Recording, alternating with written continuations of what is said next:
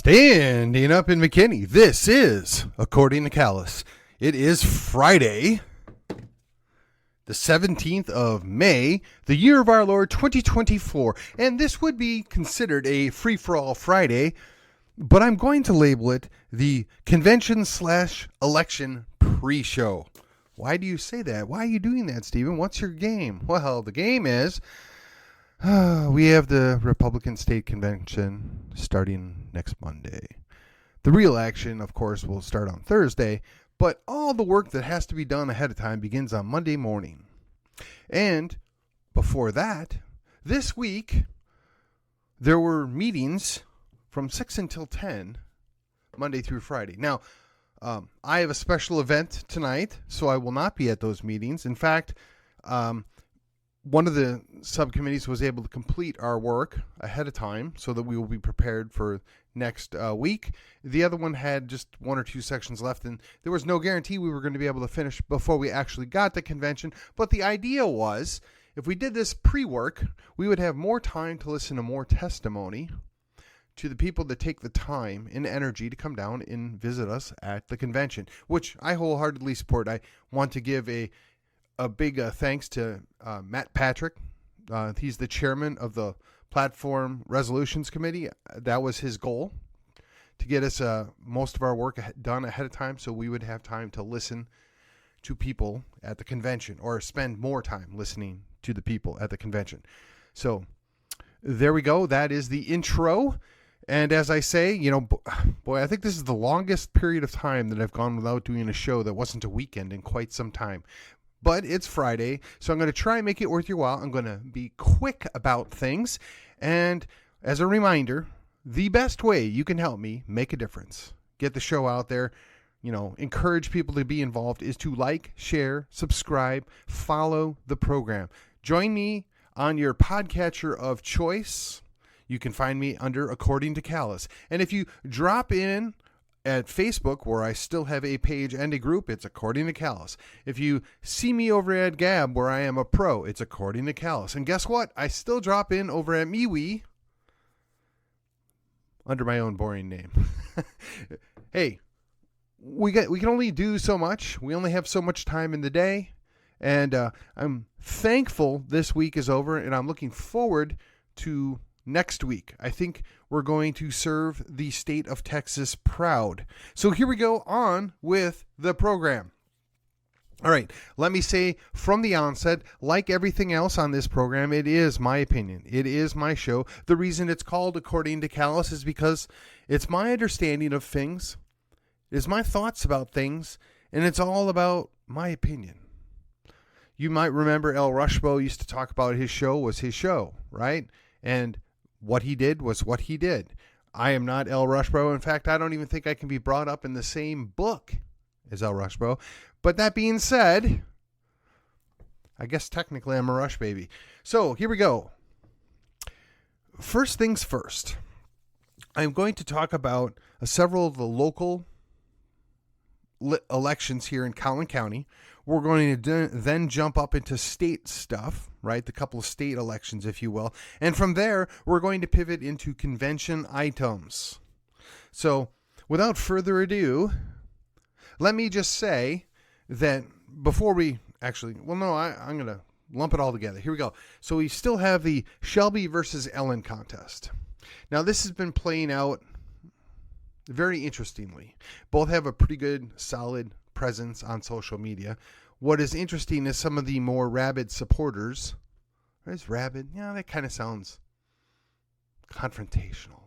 Let's just say some of the more exciting. No, I don't want to use that either. They're not exciting. Vociferous. Some of the more vociferous supporters of Ellen, which, truth be told, I think you should support people that you think are the best, and you should be happy to do so. But at least one of them has some kind of fascination with the back end, or I can only assume, the rear end of Shelby Williams. I'm not sure how that came up, but he keeps referring to him as Backdoor Shelby. I'm not sure if he's projecting or if he's trying to tell us something. It's very odd. So I would encourage that gentleman, and I'll use that term loosely, cool it, dude. We have two very likable people running for an office that we should hold in high esteem to replace several people that have done a good job in the recent past. And this should not be a knockdown, drag-out fight, especially when we're basically a bunch of friends, extended family. But as I watch this stuff play out, it's just very, very sad. Now, I think Ellen's a nice lady. I think that should she get the job, she's going to need all of our help. And I've pledged from the beginning that if she's the next chairman, or chairperson, if you will, I'm happy to help and do what I can. To that end, she approached me about a resolution she wanted to get put before the committee that I serve on. As I am the SD8 representative for the State Platform Resolutions Committee, of course, that's my job. Happy to help. What can I do? I gave her some, assistance, some direction, some information, and was glad to provide it. She followed up with me. She's got something ready. And this is good. We're supposed to work together. We can agree to disagree on candidates or specific issues, but we're still supposed to work together for the greater good. And I will do that. And I've talked to several other people that are in my SD, and I encourage them. No, I'm going to follow the line of what came out of SD8 for the most part. There's a couple things that I might differ ever so slightly on, but nothing that I would, upset the apple cart over. There's nothing that I disliked or hated that came out of SD8. So it's my job to go and represent those people at the state convention. Just like, coincidentally enough, it should be the job of our elected officials to go down and do the same thing in Austin. But that's a different story. So that being said, I would encourage both sides. Remember, we're all on the same team, whether you're Team Shelby Williams or Team Ellen Lovelace. We shouldn't be hating on each other. We should have respect. We should remember that once this primary is over, we're still going to be on the same team. Although I imagine there will be a few people that will be upset and take their ball and go home. And honestly, I'm not sure that's the worst outcome, to be quite frank with you. All right, enough there. I want to be careful that I'm not beating a dead horse. Next thing is the HD61 runoff. The cat's out of the bag, I guess. Today, I was put out as the list of endorsements for Carissa. Now, I've said from the onset that I personally like Frederick Frazier. I get along with him just fine. I think he did exactly what he said he was going to do when he went down to Austin. There are a whole lot of other issues that some people are privy to and some people have been putting all over social media. But, when it comes right down to it, there's some disappointment that can't be overlooked. Now, that being said, he may very well win. And I've been very careful to not go after him. I've been very careful not to make an enemy because if he should be my state representative next go-round, I'm not his enemy. I am his opposition in this runoff. I am supporting Carissa. I think she's going to be the better candidate or the better representative down in Austin, at least aligned with my values, perhaps, would be the way we would phrase that. But I don't make these decisions lightly. I don't just, hop from one to the other. And there was a great deal of thought and prayer that went into it. And, the most disappointing thing was the direction this runoff went. Just been nastiness back and forth. Now, in fairness, if I take everything that has been put out about Frederick, it's pretty low. But from what I've seen, none of it was a lie. None of it was gross exaggeration. So, I don't pay that much attention. I'm not losing sleep over this either way. But I got to say, equating a different tax plan as being defunding of the police, it's kind of a low blow, especially when we have a state law that pretty much prevents any decrease in funding the local police or the county sheriff's department. So I'm really not sure how you can come up with that baseless claim, but I digress. Look, people lie, they exaggerate, they say stupid things when they're running for office. That's kind of a given, and I've been around this for quite some time, so I've kind of learned to, turn a blind eye to some of the campaigning and not take any of it too seriously. But, I mean, come on. Really? Defunding the police? I mean, that's the best we could come up with?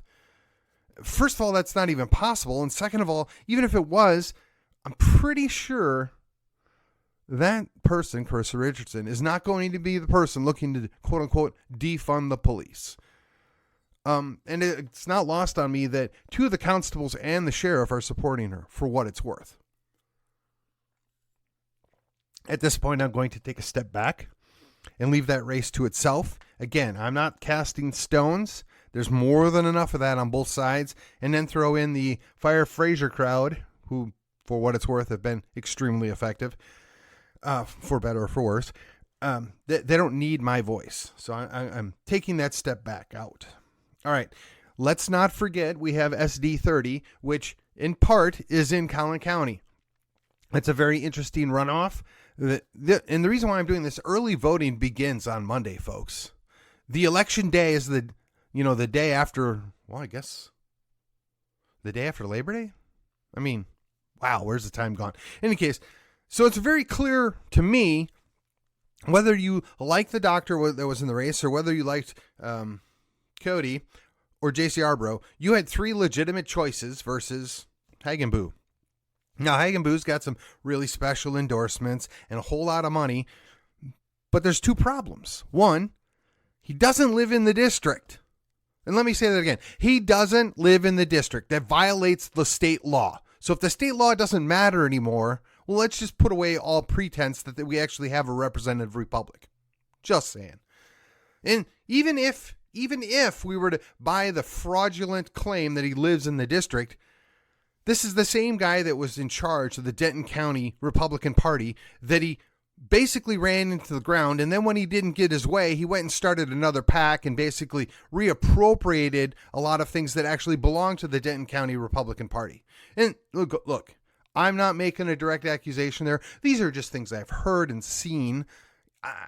You got to make your own decision whether or not there was a violation here or there was a law broken. But it just sounds a little iffy, to put it mildly. So I'm not really sure what's going on here. All right. And I'm going to try not to hold it against the couple of people that have endorsed him that previously I had a certain level of respect for. Drifting on over to the State Board of Education race. Now, this is also very interesting. We have somebody that's been there for 2 terms, that generally is likable, that's done some things that have raised the ire. And some of the people that have had the ire raised are actually donating to somebody, Jamie Coleman, that they don't even necessarily agree with or support because they want Pam gone. Now, I got to ask you, how do we get to this point that we have divergent ideas and divergent people working to replace an incumbent that was at least 2 years ago generally well thought of? And here we are. And this is another nasty knockdown, drag out fight that, quite frankly, I don't know enough about that I want to wade into the middle of this. The whole thing just seems a little off. Now, I said I would support Jamie. I'm good to support Jamie. I don't dislike Pam any more than I dislike anybody else. But here's the problem. Do I want an enemy out of somebody that's on the State Board of Education that may very well win re-election? No. So why would I spend my time trash talking and bad-mouthing a person that, quite frankly, I don't even know? This is the big danger in our primary series, folks. You got to remember, at the end, one of these two people is going to be representing you. And if you create an enemy, they're never, ever going to listen to anything you want or say again. As a matter of fact, they're going to purposely work against you because, quite frankly, a lot of these folks take things personally. You need to look no further than the representative in HD 67 if you want to look at somebody that takes things personally. That being said, let's move on. Going down to the state convention, there are a number of interesting things that are going to go on. Number one is the SREC race. Now in SD8, we have Maggie and we have Jim. And I got to say, I know both of them. I like both of them. I think both of them have done a decent job, an admirable job, however you want to phrase it. And I know that Jim got under a couple people's skin earlier this year or perhaps it was last year at this point, I don't even remember, when he didn't carry their water. Nope. He exercised his own initiative. He thought outside the box. He thought about what was best for the Republican Party as a whole, and he made a decision. Now, look, you can agree or disagree with the decision, but he thought he was making the appropriate decision for the time. Now, I got to tell you, I happen to agree with the majority of his decision, which is if we have two good Republicans in a municipal race, the state party ought to not be weighing in on that race. It doesn't matter who the candidates are. If they're both legitimate, solid Republican people, we shouldn't be endorsing against them. That's foolish. Now, it's even more foolish to have two of those people in the same race, but that's a different story. And by that basis, and that basis alone, there's a whole lot of angst over Mr. Pickle getting another term. And I'm going to tell you, ladies and gentlemen, I think to vote for the opposition would be a giant step backwards. Because I know the guy that's his opposition. I don't dislike the guy, and he can be rather even-keeled. But he's also known to do long-winded, fraudulent emails, making all sorts of wild accusations about different things that, quite frankly, I don't think he backs up very well. And I can say that with a certain level of certainty because one of them was leveled at me. Not by name, but certainly by inference. And I don't take that personally per se, but if you're going to make an accusation, if you're going to say something, you probably ought to get your facts right. You probably ought to give a courtesy call to the person that you're making the inference about. Just saying. So if he's done that to me, and I would have considered him a friend up to a few months ago, certainly, what has he done to other people, especially Mr. Pickle for that matter? And while we're at it, the guy has spent more time going after Matt Shaheen, his state representative, than going after Democrats in his long-winded, often emails. Now, again, I don't dislike the guy personally. I've tried to remain friendly. I try to keep an open hand because, as I've said, the primaries are over. We're going to be on the same team. When the election for the SREC is over, we're still going to all be precinct chairs. Except for Jim, who's just a member of the SREC. But we need to be able to work together. We need to be able to at least be cordial to each other. And we shouldn't talk trash about each other behind their back. So you can say, well, Callis, you're talking about these people. Now, well, yeah, one, I'm trying to avoid using names if I'm trying to be nice, which I am. And two, it's my show and it's done in public. There's a difference there, a significant difference. All right, the last big race that matters to me is the chairmanship. The chairmanship of the Republican Party of Texas. Now, you can say what you want about Matt Rinaldi, but one, I like the guy personally. I've got to meet him a number of times. Two, I like where he stands and I like the way he pushes the Overton window. I think that's important as a leader of the party. You ought to be pushing the Overton window. That being said, one of the alleged shortcomings is lack of fundraising and poor organization. I don't know if that's true or false, but those are accusations that are out there, so I'm just repeating them. And I know there's some people that are, let's just say, not enamored with him on the SREC or, for that matter, elected officials in Austin. Well, quite frankly, if elected officials in Austin are uncomfortable with whoever our Republican Party chairman is, because the Republican Party chairman expects them to hold the line and follow the platform and do the things that they campaigned on, I'm perfectly okay with that. So for me, I look at this vast field of people, most of which I know nothing about, and I see there's three people that I actually know. Weston Martinez, Dana Myers, the current vice chair, or I guess that's the proper term, vice chair, and my friend Abraham George. Now, I know there just happens to be the same group of people that's hating on Jim Pickle that hate on Abraham George. And they find the myriad of excuses and a myriad of problems. But at the end of the day, Abraham was good at organization. Abraham has been good at fundraising. Abraham does talk to other people. He's very, well, I would say, patient and helpful to everybody. And I strive to do that as well as I saw him do it. He had far more patience in dealing with some things than I would have. Keep in mind, I was the loyal opposition. I ran against the guy for county chair. Mostly because I wanted to make sure he wanted the job. I mean, I would have liked it too, don't get me wrong, at the time. Don't want it now, but at the time. But I also see what happens. And you're not hurting cat, you're hurting wild pigs. And not pig is in a sense that it's a pejorative, but just wild pigs are aggressive and they do what they want and they don't obey and they don't work well together and they do whatever they want. But they're all in a herd, mind you. They all have minds of their own. They're very smart.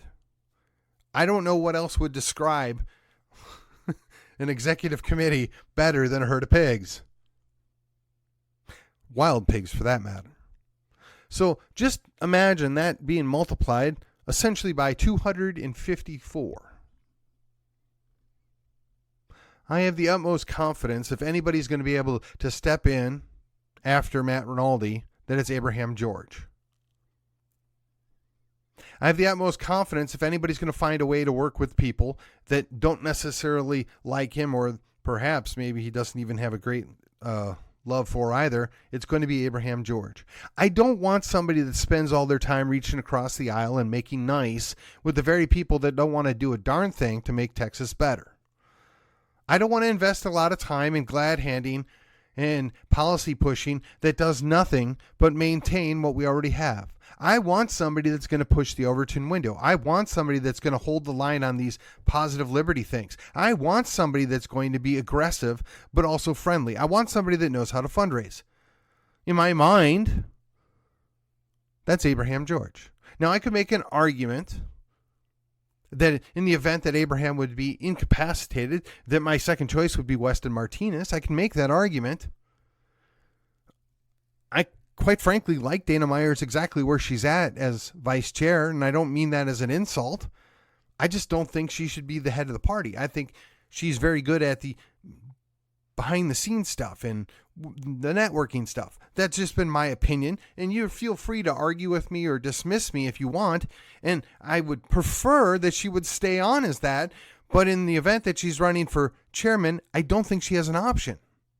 As a matter of fact, I think that there's going to be somebody else, and to me that's disappointing. That's challenging. But guess what? We're going to have other choices.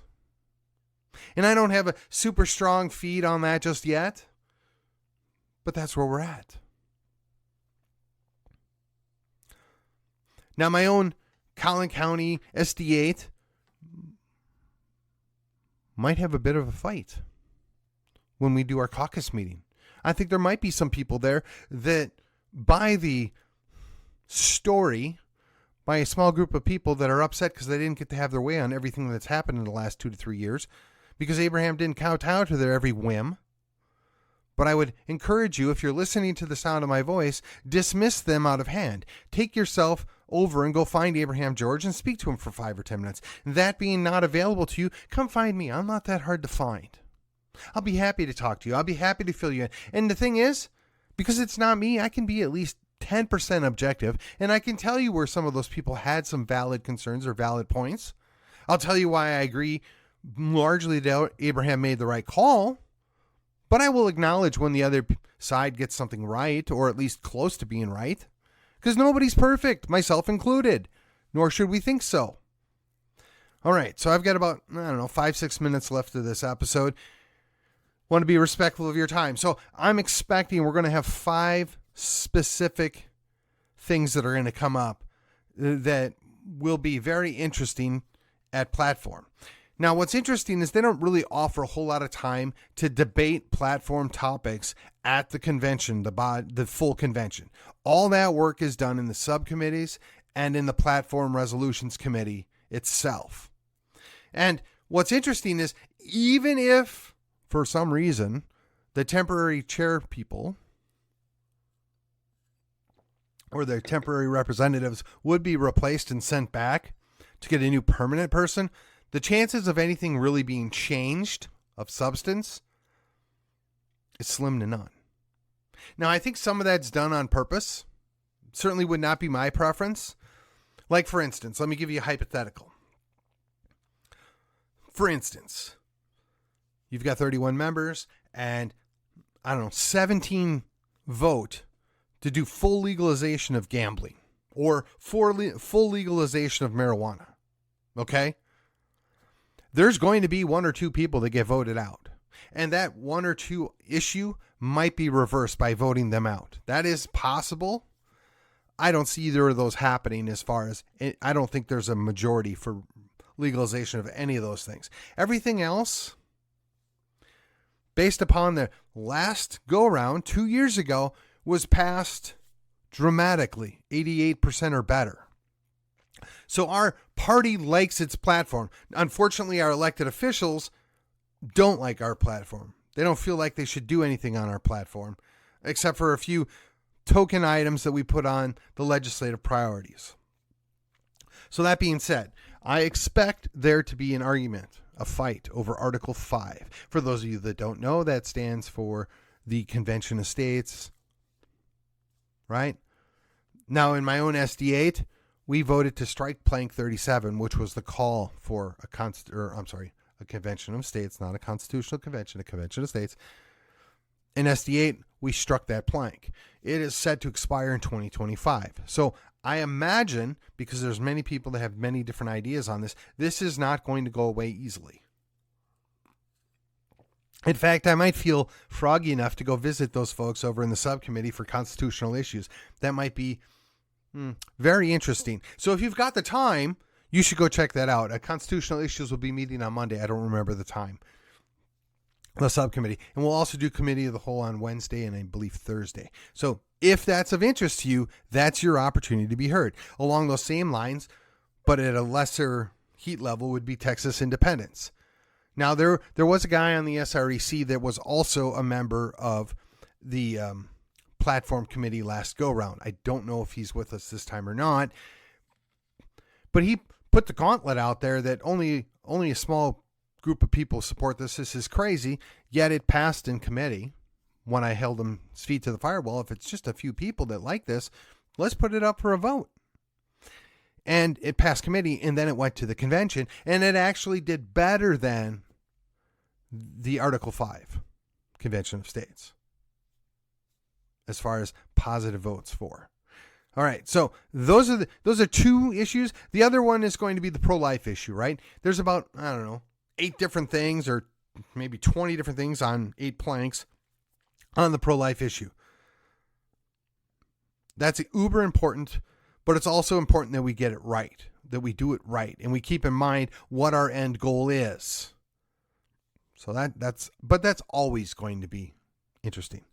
I know gambling's going to be important. There is the Sands group and other people, lobbyists that are coming in and they're pushing hard and heavy to make sure that they can turn, parts of Texas into Nevada.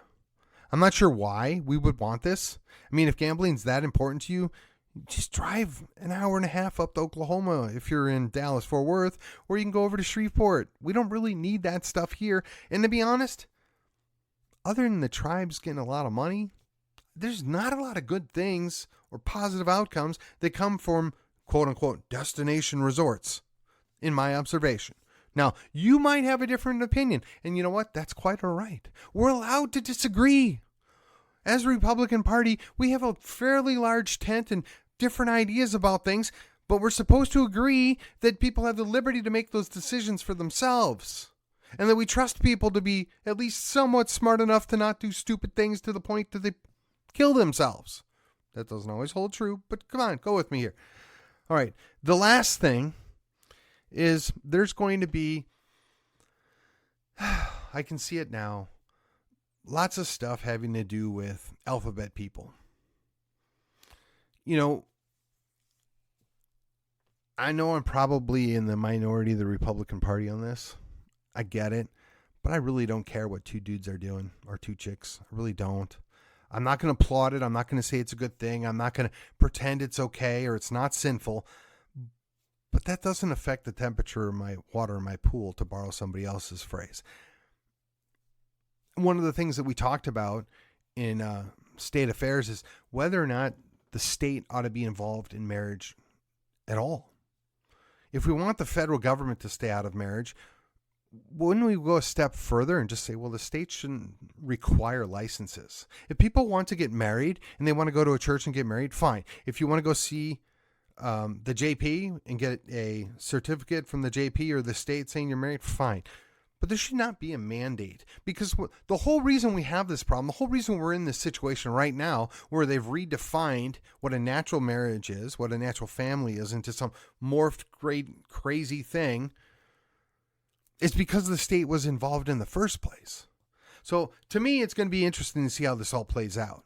And I'm not going to die on any hill here. I'll just tell you that for me personally, I support wholeheartedly the idea the state should not require licensing marriages. I would even go so far as to say as the state should be out of my marriage and everybody else's marriage. Now, I realize I'm probably in a minority, and I'm okay with that. But I'm also happy to have that discussion and or argument with anybody that would like to have a rational discussion on it. But if you come in screaming at me or mistreating me or saying that, I'm pro this, that, or the other, it's not going to go well. We're not going to get anywhere because you're not there to listen. You're there to throw down accusations. All right, that's it. I'm wrapping it up. We're going to kick it off. It's Friday. Enjoy your weekend.